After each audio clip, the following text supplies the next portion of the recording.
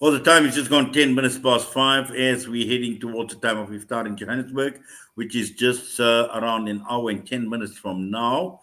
And before we hand you over to Molana Yunus Kawanga to take you through to the time of iftar in Joburg, we've got one more segment of the iftar drive, and we're talking with none other than Ashraf Patel, a familiar face on the airwaves of Salam Media, research associate with the Institute of Global Dialogue. And we are catching up on a number of issues, particularly looking at the global south. Now, we've always heard about the global north and the global south, but the global south looking at some key issues, some major developments, and some stories we need to know about. Ashraf, Assalamu alaikum wa rahmatullahi wa barakatuh. Trust you're still enjoying a wonderful Ramadan, inshallah. Yes, Inayat, Ramadan Kareem, hope all is well. We're already halfway there, but it's going quite quickly and going well. Shukran. Alhamdulillah, Alhamdulillah, Allah Ta'ala, accept from all of us, Ashraf.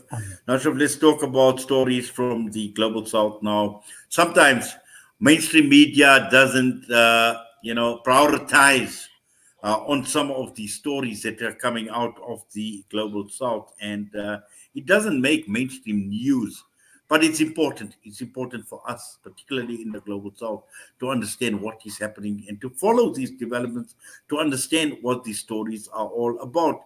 And we know in recent times, in recent weeks, the Senegal elections have been big. It's been a major for the country, for the African continent, although, the West and America would rather focus more on the primaries between Joe Biden and Donald Trump, or the outcome of the Russian elections. All these will be playing out, but very little. But let's talk about Senegal first. Why is it so important? Why is it so relevant? Yes, Inayat, a huge story. They had elections yesterday, and the results that are streaming in from the Senegalese election is that there will be a surprise in the sense that the opposition candidate is leading in the polls by a fairly healthy margin. Opposition candidate Bassirou Diomaye Faye, who at 44 is one of the young generation of leaders in West Africa. And many of the political analysts are welcoming this new election that has come on the back of quite significant challenges for the Senegalese in the last year or so. Um, Listeners may know that for the last 12 years, they've had the leadership or presidency of Macky Sall, who comes from the establishment. He's a very well entrenched establishment figure, generally very close to mainstream economics, especially the IMF and the World Bank policy framework, and also fairly close to France in terms of kind of leadership or looking for direction. But as you know, establishment figures, mainstream figures, need to implement fairly kind of unpopular policies, especially at two or three levels. The first is Macky Sall has been heavily criticized for a quite neoliberal framework where he has deregulated economy very fast, and that has disrupted small-scale traders. It has also meant large budget cuts, and obviously during the COVID pandemic, those crises have deepened, and as a result, you had a groundswell of popular support against the establishment. Remember, he had to fight tooth and nail to avoid a fourth term. And the constitution finally, the court decided that he could not stand for a fourth term. So he's already served 3 terms, 12 years, and still wanted to cling onto power. So I think the backdrop to the story is if Mr. Bassirou wins, it would be what many analysts are saying a new winds of change in a region that has been plagued by the coups in Niger and Burkina Faso and Mali, but also the so-called established nations within ECOWAS, such as Nigeria, Ghana, Senegal, Ivory Coast. These nations are not as democratic as they point out to be. And therefore, you're having these two tensions playing out, whereas those that have gone for the coups in West African states They argue that the mainstream system has generally failed, even though they are pseudo democracies. And therefore, there's interesting analysis emerging on whether the mainstream framework, i.e., IMF, getting into the G7 agenda or G20 agenda, are these mainstream policies really delivering for the masses of Africa? And I think these elections are significant to say no, we need a new system, new kind of leadership that we see taking place. So the Senegalese election is quite significant from that point of view. Yes. Let's move on to Haiti now. We know a lot of violence, a huge instability, and we've seen horrific images coming out of Haiti, Ashraf. Yes, this is one of the most underreported story in mainstream media. You open any mainstream news network in South Africa, all our major news networks hardly cover Haiti.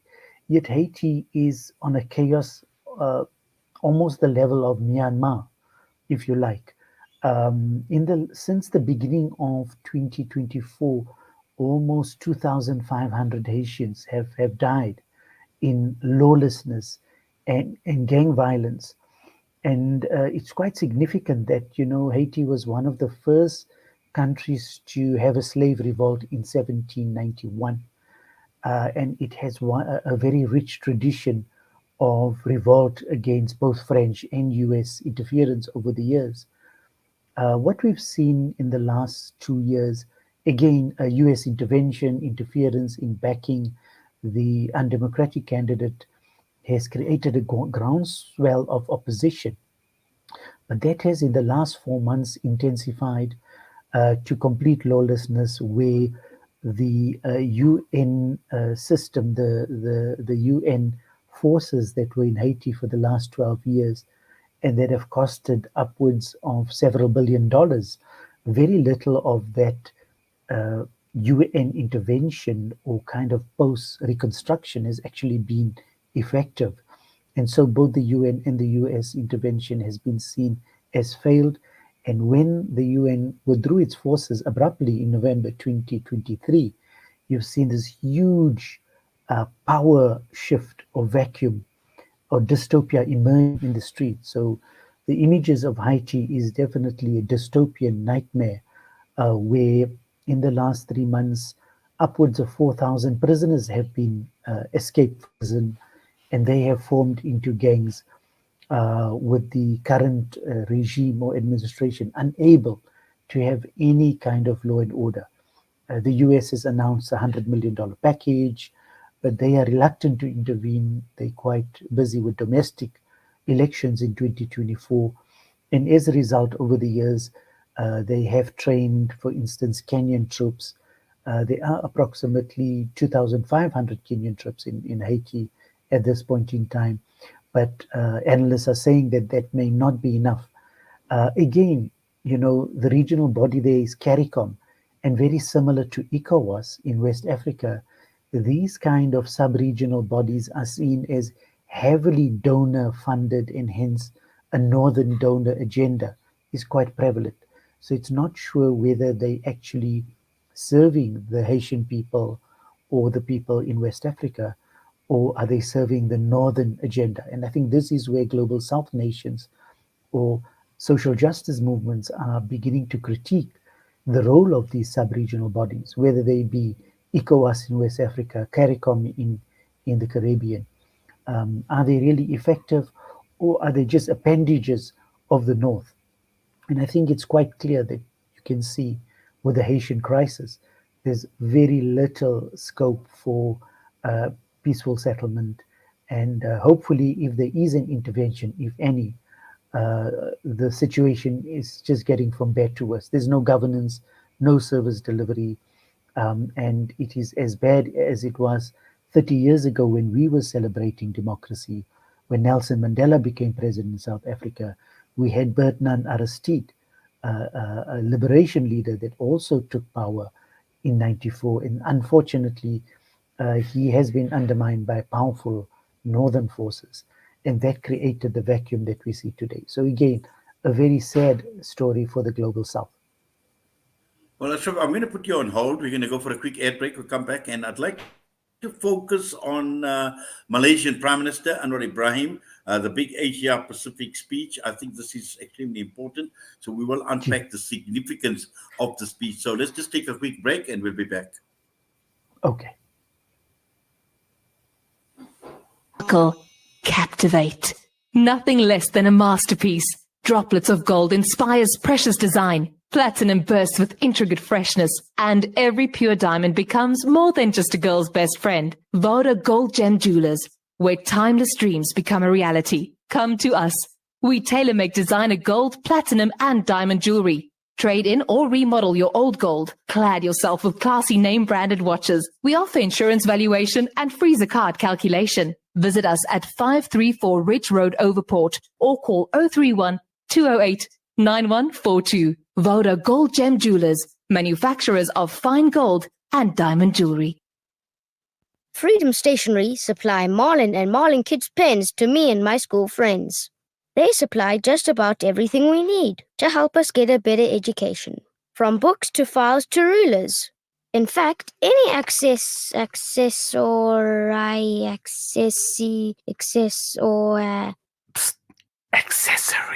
any accessory we need. Freedom Stationery. Education for the nation. What does accessory mean?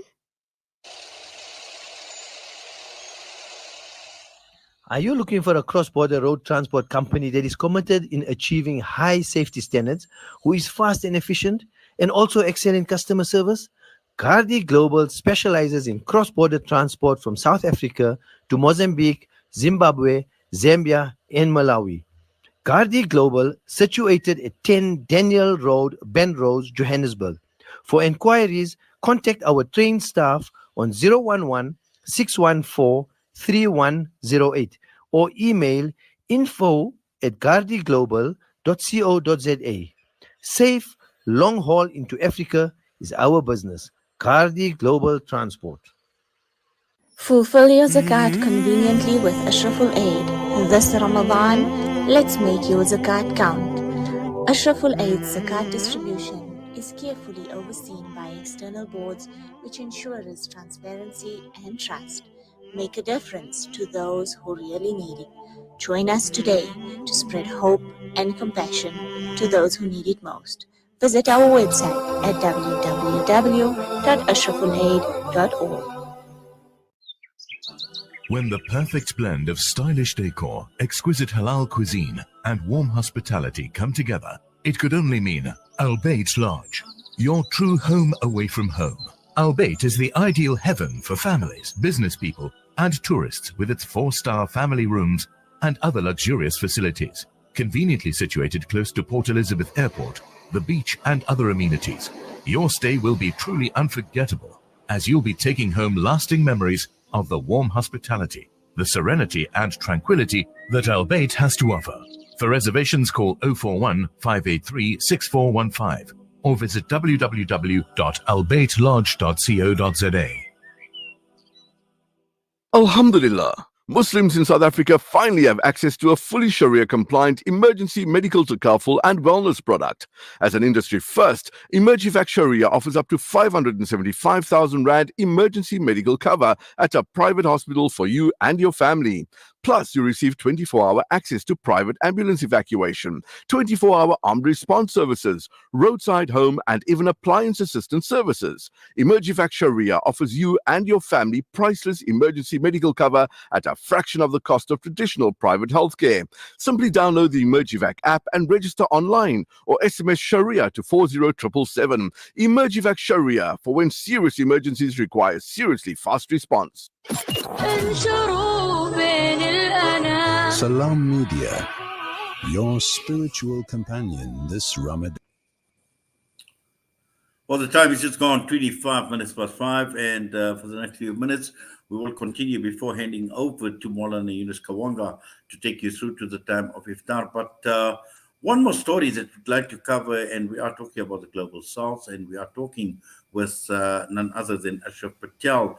We're talking about Malaysia. We're talking about the Malaysian Prime Minister, Anwar Ibrahim. We're talking about the big Asia Pacific speech. Now, we know that the Malaysian Prime Minister obviously has been calling on Malaysia to work together with a number of countries recently, being in Australia as well, delivering addresses to dignitaries, to ministers, to diplomatic corps, academics, all of that.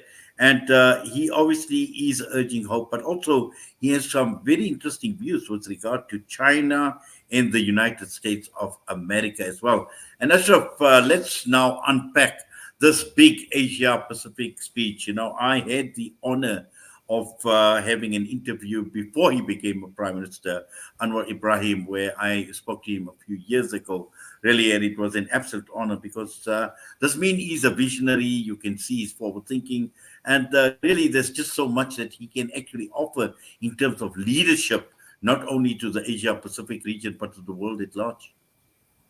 Yes, Inayat, this is a huge story. Again, why it's important to mainstream our stories from the global south. This story has not been covered in mainstream media for obvious geopolitical reasons. But we all know Anwar Ibrahim is a huge name, a giant in kind of decolonial thinking, as well as he comes from the Muslim youth movements in Malaysia and Southeast Asia. So his struggle has been many decades within the national framework of Malaysia, but also is a person that has global solidarity. Now, this speech is significant for several reasons. As we know, the US has traditionally relied on satellite states or allies in Asia, Southeast Asia, especially Thailand, Philippines, Singapore. To an extent, Malaysia and Indonesia have operated in that framework. But I think with the genocide in Gaza and the US stance on not condemning or intervening, the public opinion has shifted drastically against the US in Southeast Asia. So in the ASEAN conference 2 or 3 weeks ago, there was a common communique on an immediate ceasefire. And so that was significant, and that included Australia. So in his signature speech at the Australian National University, Anwar Ibrahim has made a signature speech to the extent that he's taking a position of non-alignment. Malaysia is moving towards non-alignment in South Asia and calling for other ASEAN nations to do the same. So as we know, countries like India and South Korea and Philippines have taken a pro-US stance within the Asia Pacific, but giants such as Indonesia and Malaysia and now even Australia are beginning to think more strategically and calling for a kind of non-aligned approach. So they're saying, look, we do not want a contestation in Asia Pacific between the two superpowers, US and China, but we respect boundaries. We want to do trade with all nations, but we also want to ensure that the future of Asia Pacific is the East. The future of the world is moving east in terms of economic power as well as political power. So this speech was seen as quite significant and a huge push for Malaysia and Indonesia, both of whom are following South Africa's positions at the ICJ and calling for much more UN reforms and reforms of the multilateral system. And you could see that the alignment is slightly shifting towards China. China is offering significant infrastructure investments through the Belt and Road Initiative. And this is seen as a huge boost for nations in Southeast Asia in a very competitive geopolitical space. So again, another important story coming from the global south, but not yet reported in mainstream media, but will have quite significant push as the BRICS Plus nations expand in 2024. So this is a big story to follow. There are indications several new countries will join BRICS Plus in 2024 when the summit is held later in the year in Russia. So we are seeing significant shifts in the global order, but nations like Malaysia, Indonesia, even Australia, want to take a more non-aligned road. Well, Ashraf, I'm actually quite glad that you and I have been having this discussion this afternoon, and particularly with regards to focus on the global south. And I'm sure there's just a lot more that you and I going forward will be talking about, discussing going forward, inshallah. But for now, we're going to have to leave it at that. And once again, we do appreciate your time with us, and please take care. Enjoy the rest of Ramadan, inshallah. Until we meet again. Assalamu alaikum wa rahmatullahi wa barakatuh. Wa alaikum salam, Inayat. Jazakallah for the opportunity. Assalamu alaikum. I mean, Ashraf Patel with us this afternoon, which brings us straight on to 5:31 p.m. And it's time now to hand over the rest of the broadcast on Iftar Drive to our Honorable Maulana Yunus Kawanga, who is standing by, and he'll take you through to the time of Iftar, which is just around, I think, if my memory serves me right, around 17 minutes past 6 this afternoon, right here in Johannesburg. So I'm signing off until we meet tomorrow. From myself and the team, Assalamu alaikum wa rahmatullahi wa barakatuh.